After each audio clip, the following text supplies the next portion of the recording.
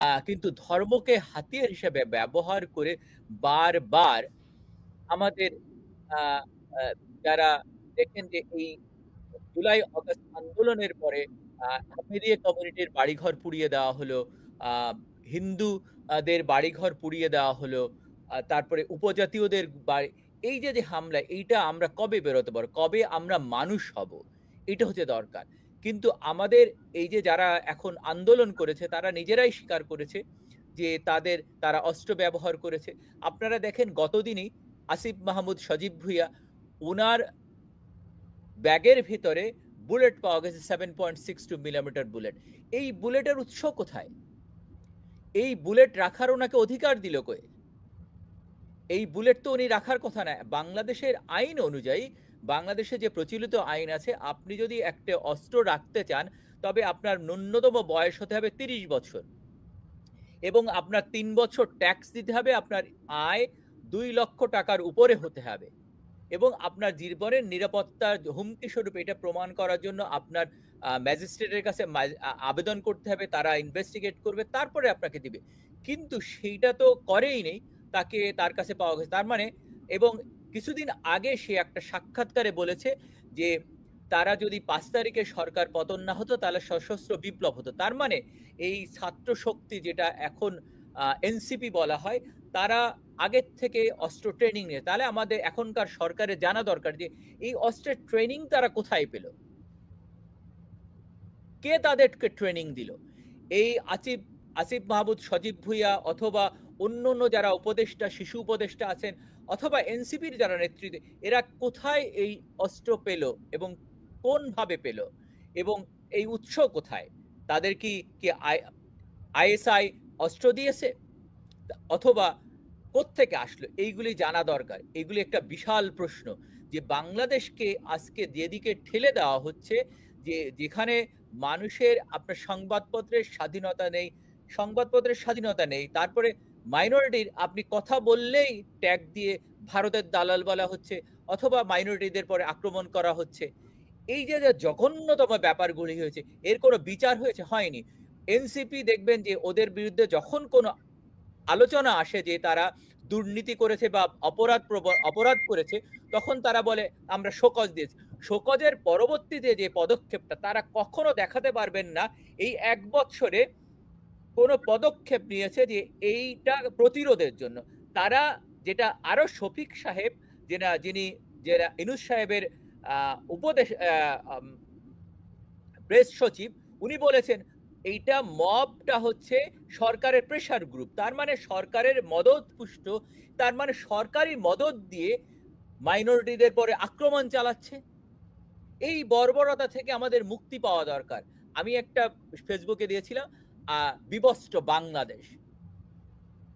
জি, আমি এই এই হচ্ছে জায়গায় আমাদের অবস্থান হয়ে গেছে। আমি একটু আপনাকে থামাচ্ছি, আবার আসবো। বীর মুক্তিযোদ্ধা তাজুল ইমাম, আপনি তো শিল্পী মানুষ। আপনি মুক্তিযুদ্ধে অংশগ্রহণ করেছেন। এই যে বর্তমানে বাংলাদেশের যে পরিস্থিতি চলছে, শুধুমাত্র সংখ্যালঘু সেটিও নয়, সব শ্রেণী পেশার মানুষের উপরেই এই একই পরিস্থিতি চলছে। একই ধরনের নিপীড়ন, নির্যাতন, খুন, লুট, চাঁদাবাজি, মব ইত্যাদি।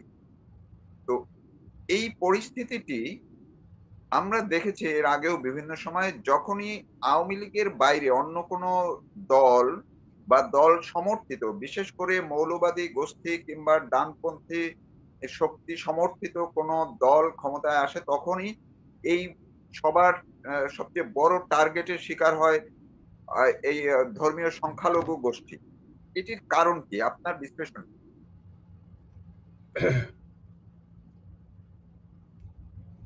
আমি অত্যন্ত ক্ষুব্ধ, আহত এবং বীতশ্রদ্ধ বাংলাদেশের আপামর জনসাধারণের চরিত্র বিশ্লেষণ করতে গিয়ে। আমি পুরো দেশের জনগণের চরিত্র নিয়ে কথা বলছি, এখন শুধুমাত্র সরকার সমালোচনা নয়।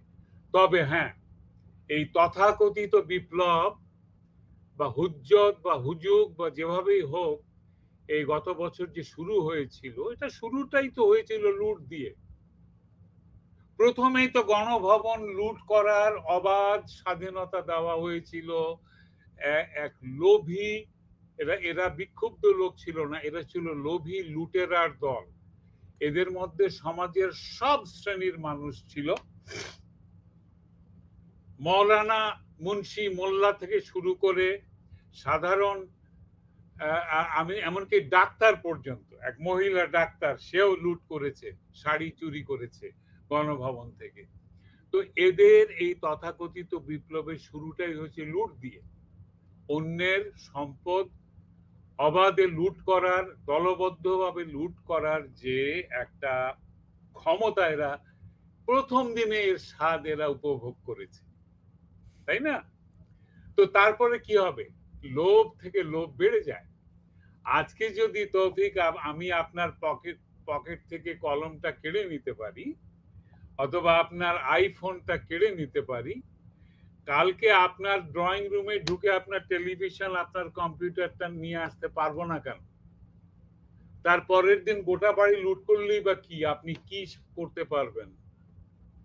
আমার যদি কোনো শাস্তি না হয়, আমার যদি কোনো রকম অপরাধী বলে সাব্যস্ত না হয়, আমাকে যদি বিপ্লবী জনগণ ওটা করে ফেলেছে ক্ষোভের মাথায়, এই ধরনের অজুহাত যদি শুনতে হয় দেশের যিনি ক্ষমতার প্রধান তার মুখ থেকে, তাহলে তো একটা অনুমতি থেকেই যায়। তারপরে ভারত বিদ্বেষ। হ্যাঁ, এই ভারত বিদ্বেষ কিন্তু কোনো রাজনীতি বা কোনো আমলের, সরকারি আমলের ব্যাপার নয়। এটা আওয়ামী লীগ আমলে ছিল না, ছিল। তার আগে এরশাদ আমলে ছিল না, ছিল। বিএনপির আমলে ছিল না, ছিল।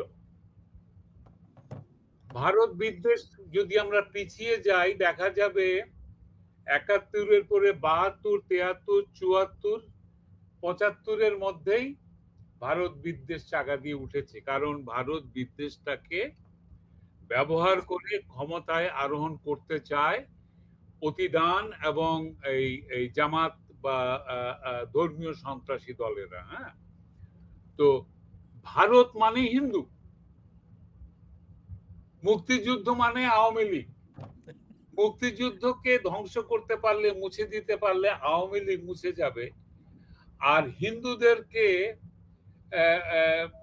অত্যাচার করতে পারলে ভারত ব্যথা পাবে।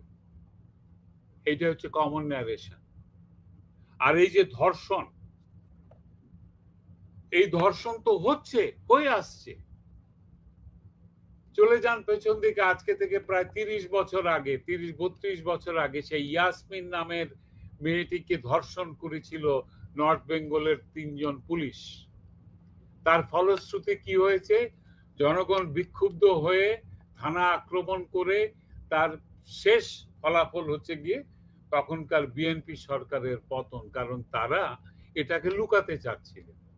হ্যাঁ, একটা প্রশাসন এই ধরনের চরম অপরাধকে কখন লুকাতে চায়? যখন হয় তাদের সমর্থন থাকে, অথবা তারা নিজেদেরকে ভালো শাসক, সুশাসক হিসাবে প্রতিষ্ঠিত বা ইমেজটাকে বজায় রাখার জন্য এই অপরাধগুলোকে ওরা ধামা চাপা দেয়। তো এখানে আপনি একটু আগে বললেন, করিম সাহেব বোধহয় বলছিলেন যে প্রেস সচিব, উচ্চারণও করতে পারি না, প্রেস সচিব নাকি না প্রেসার সচিব, কি বলবো তাকে, যিনি ডাস্টবিন শফিক। হ্যাঁ, ও ডাস্টবিনও আছে তার নামের পেছনে। যাই হোক, এই ভদ্রলোক, বা ভদ্র বলবো কিনা আমি জানি না, অভদ্রলোক, চরম অভদ্রলোক। এই মব লিঞ্চিং যেটা হচ্ছে, যেটা যূথবদ্ধ একদল দস্যু আক্রমণ করে, তারা কখনো তৌহিদি জনতা বা কখনো সমন্বয়ক, ছাত্র সমন্বয়ক, এই ধরনের নাম দিয়ে এরা লুটপাট করছে।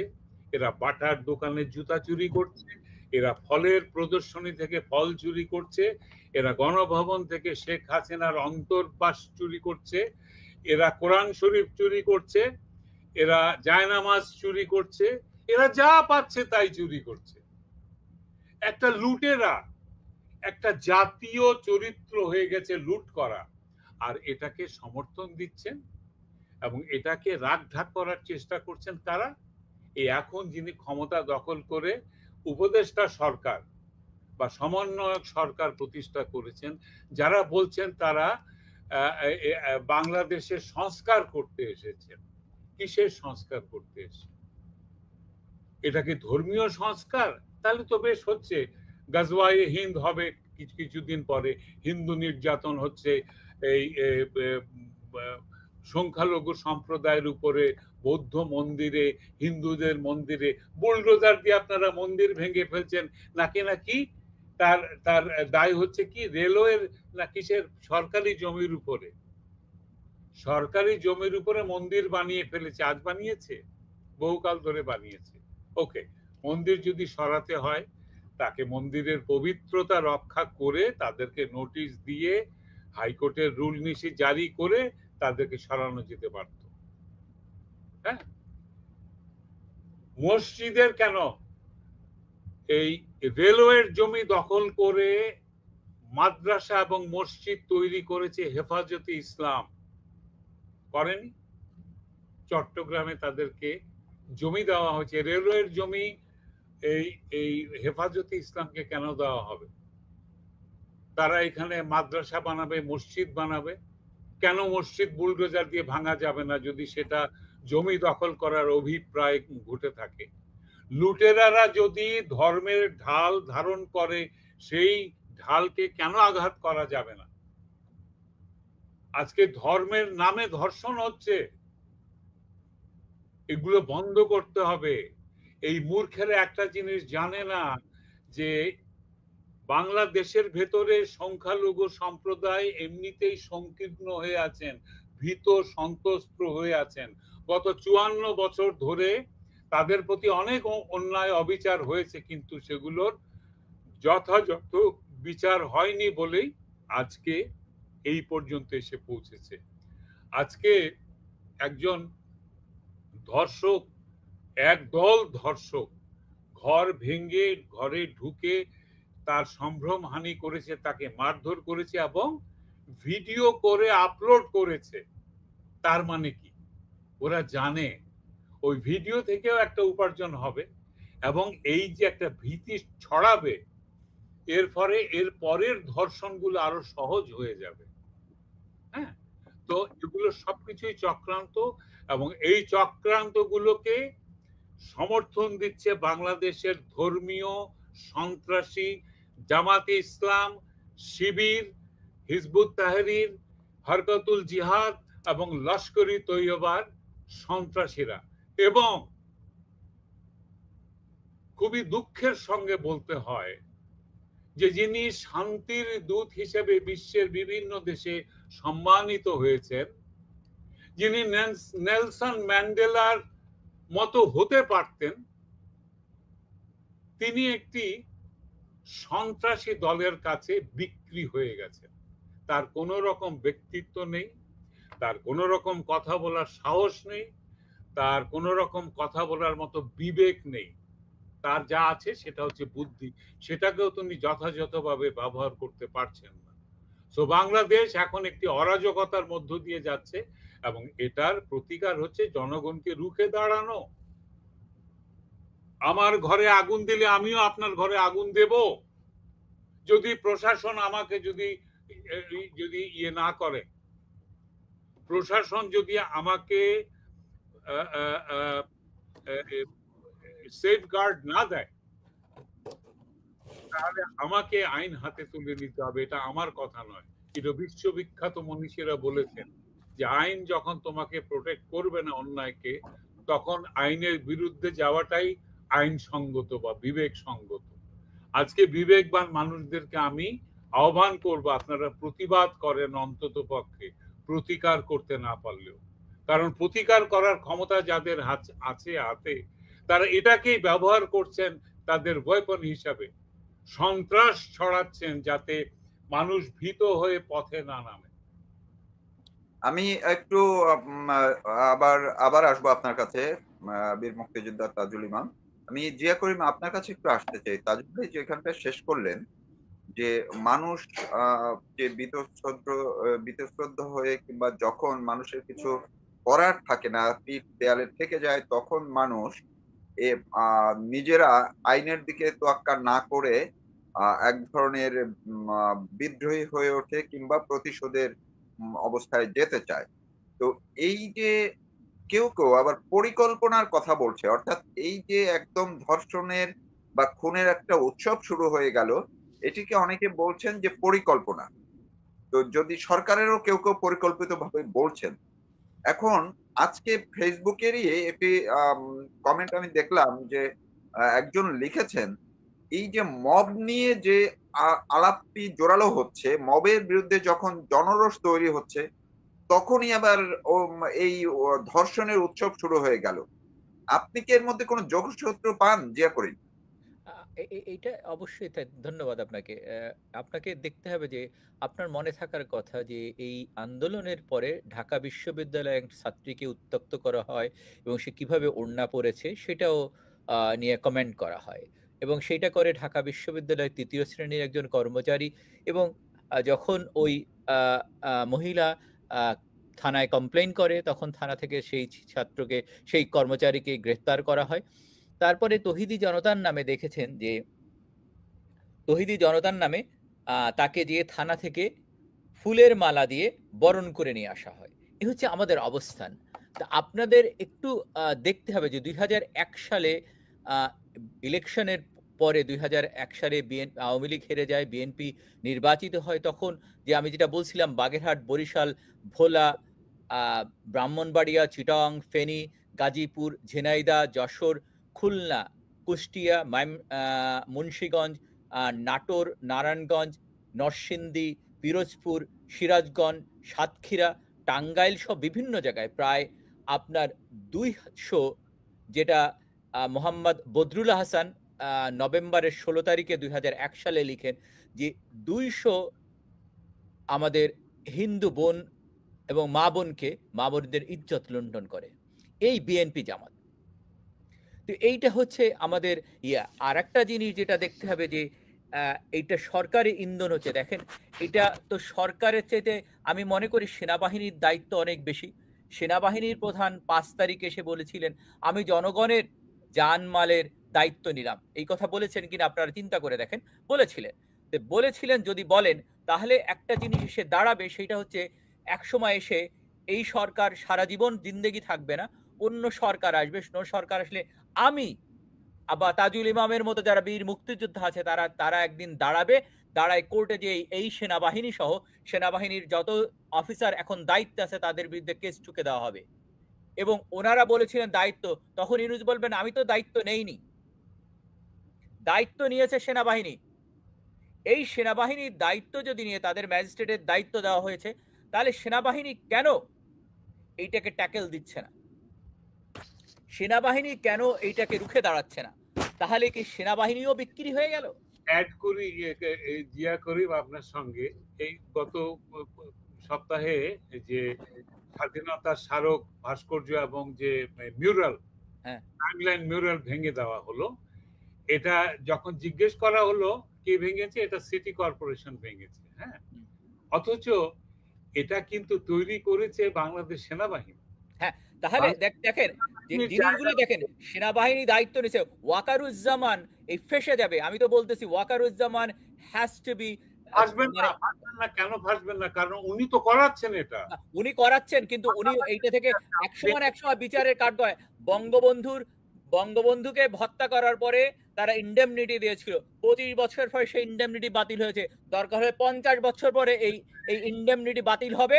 ইনশাল্লাহ বাংলার মাটিতে দরকার হলে মরণোত্তর বিচার হবে ওয়াকারুজ্জামানের। ওয়াকারুজ্জামান না, ওনার যে সেনা বাকি যে মীর জাফরগুলি আছে সবাই মীর মদন না। এর ভিতরে মীর মদনও আছে, মীর জাফরও আছে। এই মীর জাফরদের বিচার বাংলাদেশে ইনশাল্লাহ একদিন হবে। তো এর জন্য দায়ী সেনাবাহিনী, সেনাবাহিনী এবং ইউনূস সরকার। তো ইউনূস সরকার উস্কে দিচ্ছে। ওনার যে প্রেস উইং আছে তারাও উস্কে দিচ্ছে। তারা বিভিন্নভাবে বলছে এইটা তো আপনার মনে থাকার কথা তৌফিক ভাই যখন ডাকসু ইলেকশন হয় এরশাদের সময় ছাত্র সংগ্রাম পরিষদের, তখন সুলতান মোহাম্মদ মনসুর ভিপি নির্বাচিত হয় এবং মুস্তাক আহমেদ জিএস নির্বাচিত হয়। নির্বাচিত হওয়ার পরের দিন ঢাকা বিশ্ববিদ্যালয়ে এর মেয়েরা শামসুন্নাহর হল এবং রোকে হলের থেকে মিছিল বের করা হয়। সেই মিছিলে কারা হামলা করেছিল, কারা আমাদের বোনদের ওড়না এবং কাপড় খুলে নিয়ে গেছিল? আপনার ভালোই মনে আছে, বিএনপি এবং জামাত। তখন এর প্রতিবাদ বিএনপি একদিনও করে নাই। 90-এর আন্দোলনের সময় বিএনপি বলা হয় আপসীন নেত্রী, যাকে আপসীন নেত্রী বলা হয় আমি চ্যালেঞ্জ করে বলতে পারি উনি সবচেয়ে বড় আপসবাদী। আপনারা উনি যে মহিলা তার স্বামী হত্যার বিচার করা চায় না, তাকে আপসীন কিভাবে বলা হয়? আপসীন এই কারণেই, কারণ উনি বিচার চাননি, তার বিনিময়ে কোকো 1, কোকো 2, কোকো 3 স্টিমার নামিয়েছিলেন। আপনি সেই স্টিমারেও চড়তেও পারেন, কারণ আপনার বরিশালের অঞ্চলের মানুষ, এটা সবাই চড়েছে। তো এইটা হচ্ছে ব্যাপার। আবার আসেন 90-এর আন্দোলনের সময় বলা হয় যারা এরশাদের সরকারের দালালি করেছে তাদেরকে প্রত্যাখ্যান করা হবে, তাদেরকে রাজনৈতিকভাবে আশ্রয় দেওয়া হবে না। আওয়ামী লীগের কাছে এসেছিলেন কেরামত আলী, তারপরে আপনার এম কে আনোয়ার সহ অনেকে, আওয়ামী লীগ তাদেরকে নেয়নি, বিএনপি তাদেরকে নিয়েছেন। আসেন 2007 সালে যখন তারেক রহমানের ব্যাপারে, তখন ওনার প্রচুর ভিডিও আছে, ওনাকে বলা উনি বলছেন আমার ছেলে আর কোনোদিন রাজনীতি করবে না, মুচলেকা দিয়েছেন ছেলের জন্য, উনি বলছেন যে আর রাজনীতি করে আপসহীন করতে করলেন। এই যে কয়েকদিন আগে বলছেন ডিসেম্বরের ভিতর নির্বাচন হতে হবে, সেই নির্বাচনকে পিছিয়ে দেওয়া হলো। আপসহীন কাকে বলেন? উনি তো বারবার আপোষ করছেন। আসেন এইবার এর পেছনে বিএনপি এবং জামাত জোট, তার সঙ্গে হিজবুত তাহরির আছে, খেলাফত আছে, অন্যরাও জড়িত, এই যাতে আমাদের দেশে শান্তিকামী মানুষ যাতে একসঙ্গে বসবাস করতে না পারে, সেই কারণেই এদের ভয় ভীতি দেখিয়ে এই দেশ থেকে তাড়িয়ে দেওয়া হচ্ছে। আমাদের হিন্দু ভাইদের পর আক্রমণ করা হচ্ছে, আহমেদিয়া কমিউনিটির পরে, আপনার উপজাতীয়দের পরে, বৌদ্ধদের পরে। এই যে বললেন, তাজুল ভাই বললেন মন্দির ভেঙে দেওয়া হয়েছে। আপনাদের সবাই দুইজনই ঢাকায় দেখেছেন সোবানবাগ মসজিদ। সোবানবাগ মসজিদটা কোথায় হয়েছে দেখেন, ওই জায়গাটায় ওইখানে প্রচুর ট্রাফিক হয়, একটাই কারণ, 2টা লেন দখল করে আছে মসজিদ। দখল করে আছে না? আমি একজন মুসলমান, আমার খারাপ লাগে যে কেন মসজিদ, রাস্তা দখল করে মসজিদ করতে হবে? সরকারকে বলুন আর একটা জায়গা দেওয়া হোক, সরকার জায়গা দিক, সেখানে মসজিদ করেন। কেন রাস্তা দখল? জনগণের ক্ষতি করে তো কোনো জিনিস করার কথা না, এইটা ইসলাম অনুমোদন দেয় না। কেউ যদি আমাকে দেখাতে পারে কোরআন বা হাদিসের কোথাও বলা আছে জনগণের ক্ষতি করে, জনগণের রাস্তা দখল করে মসজিদ করতে হবে, আমি মাথা পেতে নিব, আমি কান ধরে তওবা করে নিব। কিন্তু এটা দেখা কাকে আমাকে? এই হচ্ছে আমাদের অবস্থা। তাহলে আজকে মন্দির ভাঙতেছেন, কালকে যদি অন্য কেউ এসে মসজিদ ভেঙে দেয় তখন কি করবেন? আর কোরআন শরীফে স্পষ্ট করে বলে আছে যে আপনারা অন্যের দেব দেবীকে গালি দিয়েন না, তাহলে আপনারা আপনার আল্লাহকে গালি দিবে। এই হচ্ছে কোরআনের কথা। তাহলে আপনি কোথায় আছেন যে এই সরকার, ইনুস সরকার সন্ত্রাসের মদতদাতা, সন্ত্রাসের, উনি তো বলেছেন মেটিকুলাসলি ডিজাইন প্ল্যান, এইটা মেটিকুলাসলি ডিজাইনের একটা অংশ। না হলে ব্যারিস্টার ফুয়াদের মতো মানুষ যখন সেনাবাহিনী গুড়িয়ে দেবে বলে, তখন তাকে ধরা হয় না কেন? অথবা মাহফুজের মতো হাসসাদের মতো মানুষ যখন বলে সেনাবাহিনী বসে কোথায় থাকে?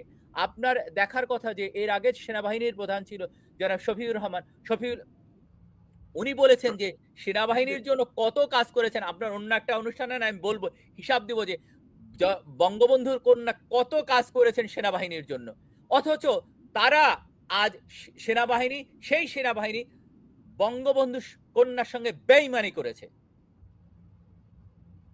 যাদের 2 বেলা ভাত খেতে পারো না, 2 বেলা ভাতের ব্যবস্থা করেছে, 1 বেলা আমিষ খেতে, 2 বেলা আমিষের ব্যবস্থা করেছে, তাদের রামুতে ক্যান্টনমেন্ট করে দিয়েছে, বিভিন্ন জায়গা অন্য জায়গায় তাদের যত সুবিধা দেওয়া হয়েছে, এইটা অন্য কোনো সরকার করেনি, বঙ্গবন্ধু কন্যাই করেছে। অথচ তাকে উৎখাতের জন্য এই সেনাপ্রধানই জড়িত। তাহলে তারা যখন শপথ নেয় যে আমরা দেশের সার্বভৌমত্ব রক্ষা করব, তাহলে শপথ নেয় সমস্ত জনগণের দায়িত্ব নিলাম। সেই দেশে কিভাবে একজন হিন্দু হোক, বৌদ্ধ, খ্রিস্টান হোক, মুসলমান হোক, একজন মহিলার পরে কিভাবে আক্রমণ হয় আর সেইটা প্রতিহত না করে, তাদের বিচার না করে সেনাবাহিনী বসে থাকে?